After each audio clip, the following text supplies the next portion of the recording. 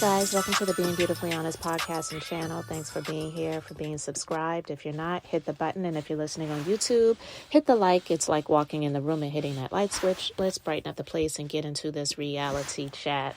Listen, guys, when it comes to Real Housewives of Potomac, I have not been keeping up with it regularly, but I did get caught up recently. And I just want to say that Gizelle just needs to go. I don't know.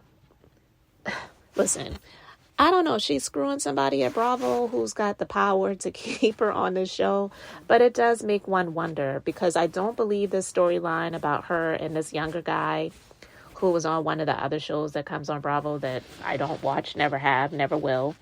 And she's allegedly dating this guy and the guy is cool with her daughters and all this. I don't believe it. Honestly, Gizelle doesn't even strike me as the type that would even like really seriously date somebody that's younger. She really strikes me as the type that would be with somebody who is either closer to her age or older. She definitely can use the security because I'm sorry, she's just not aging well at all. And I believe it has a lot to do with the ugly insides that she exudes. And so I don't care how green her eyes are or how blonde her hair is or, you know, however many times she pops her booty to try to make it seem like she's with it. She is honestly aging like milk, in my personal opinion. Honestly, in my opinion, Karen seems like she's aging backwards, and Gizelle's ugly ways are just really a cause for her to just start to show the cracks, like literally. And I'm not saying that because I don't care for her ways. I'm saying that because it is the truth, and I don't care for her ways. But this foolishness when it comes to the Real Housewives of Potomac, I feel like I'm going to say this. I don't know how long they intend for the Real Housewives franchise overall to continue to go on. Because when it comes to the Real Housewives of Atlanta, are they going to do a full reboot? Are they going to bring some of the ladies back and bring on new people or whatever? I feel like I don't know how much longer the Real Housewives franchise overall is going to continue to go. And listen, it may go on until it gets to 50 years. I don't know. Because I've never watched Dancing with the Stars. But I don't know like what season they're on. But I think they're on like season 30 something or whatever. But every season they have new people. I feel like the Real Housewives, the franchise, one of the reasons why it's struggling so much is because they keep bringing a lot of the same people back. And then it just seems like a lot of it is just like overproduced. And I hear people say, oh, well, this person didn't bring anything. This person was boring or whatever. But in all honesty, that's how a lot of these shows started out. If anybody can recall the first episode of the first season ever of the Real Housewives of New York, even the Real Housewives of Atlanta, and it's just the first one ever, the Real Housewives of Orange County, it was boring. We didn't know any of these people. But anyway, I just wanted to go off on a little bit of a tangent when it comes to the Real Housewives because I commend the people who do recaps and reviews of these shows every week. You couldn't pay me to do it, okay? Because it's a lot. But hopefully they're making their money and they're doing well. I'm just saying, to me, it's just not something that I could ever do. But just sharing my thoughts and views on some of the people and some of the things that I see on some of the shows that I watch from time to time. The Real Housewives of Potomac, I just feel that Gizelle is a cancer to the show. She is eating it up, and honestly, to the point where they may not be much left to salvage, you know?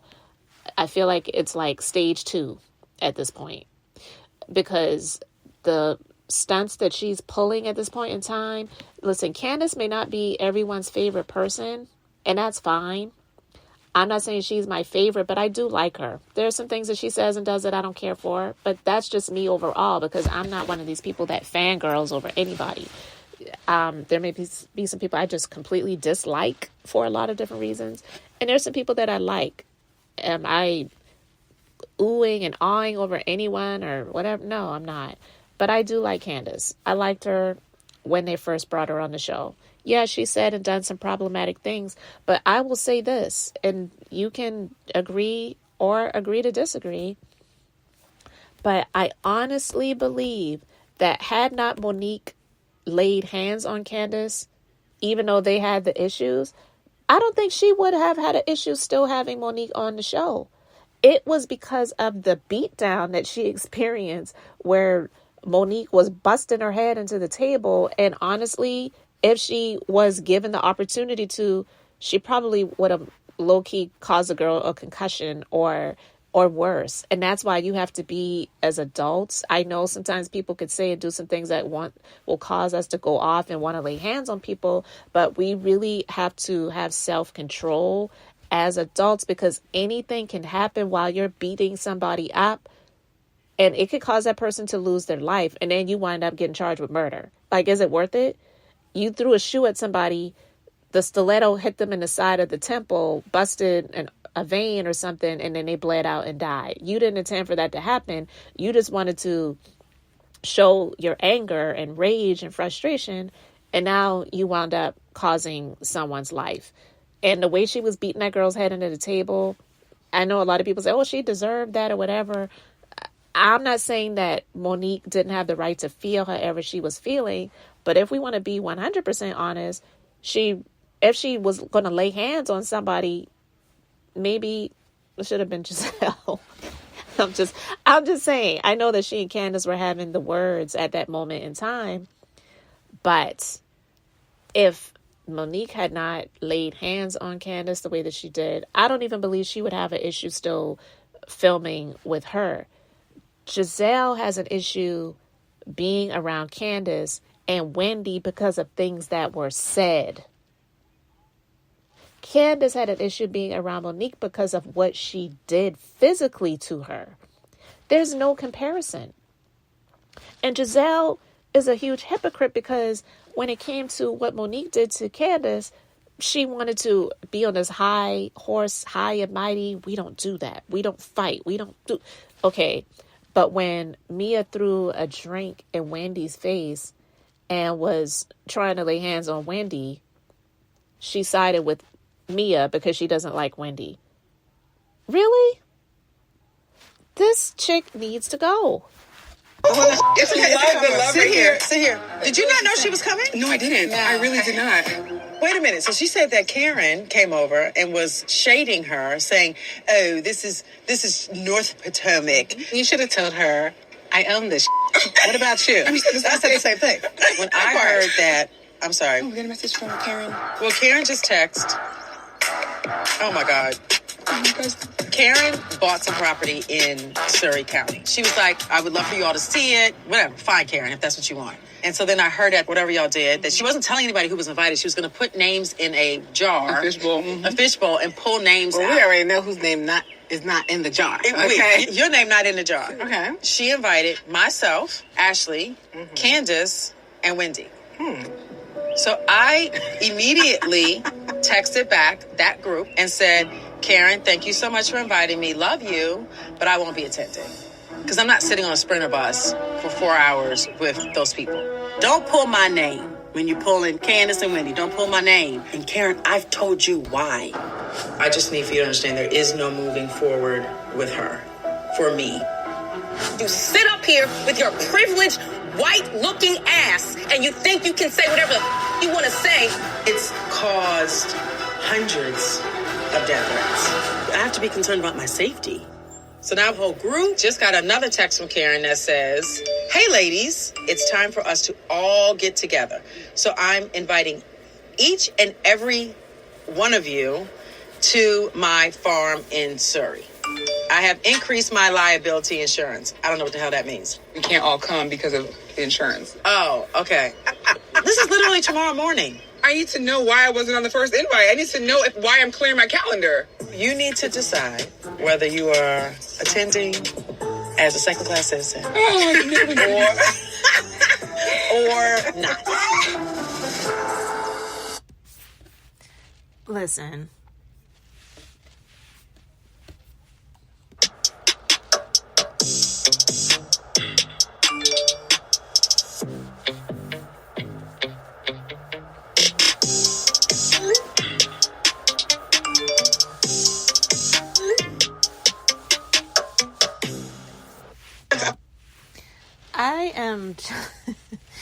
am just so over Gizelle. Those people, when she's talking about Candace and Wendy. Now there's already been the issue about the colorism thing, and she claims that what Candace said has caused hundreds of death threats. I don't really know if I believe that. I'm not saying that no one tweeted her to say drop dead, and I'm not saying that's okay, but has anyone actually threatened to take her life? I honestly don't believe that. I don't believe that the people who watch Real Housewives of Potomac and saw what Candace said and resonated with that are MAGA-like, if you get my drift. The MAGA supporters who, like literally actually do death threats against government officials or the judges in the Trump cases or the people who are associated or affiliated with it, like the prosecutors and all of these different people, because they're mad that their man is, charged and being tried. And it's crazy. I don't believe that anyone that's watching the Real Housewives of Potomac is taking things to that extent. Now, are they tweeting her nasty things? Possibly. And maybe some of them said, drop dead. But is that a death threat? I don't believe Gizelle. But I do believe that she no longer needs to be here. She definitely is privileged. She definitely has gotten this position. I don't know why, but she definitely has gotten this position, and she has not done what I feel the people who are hired to be on these shows should do, and that is share their lives, like their real lives. And some people's real lives just may not be entertaining enough to be on the show. So if her real life is, designing this home that looks like a barn and a cottage put together, and doing all of the renovations that she's done, and her children don't really care, for their dad, and they, don't really go around their dad, and so they're around her more, whatever. That's like her real life. Okay, maybe. And maybe that's just not good enough for the show. But also the attitude that she has about, I'm not going to be around those people, is just really disgusting.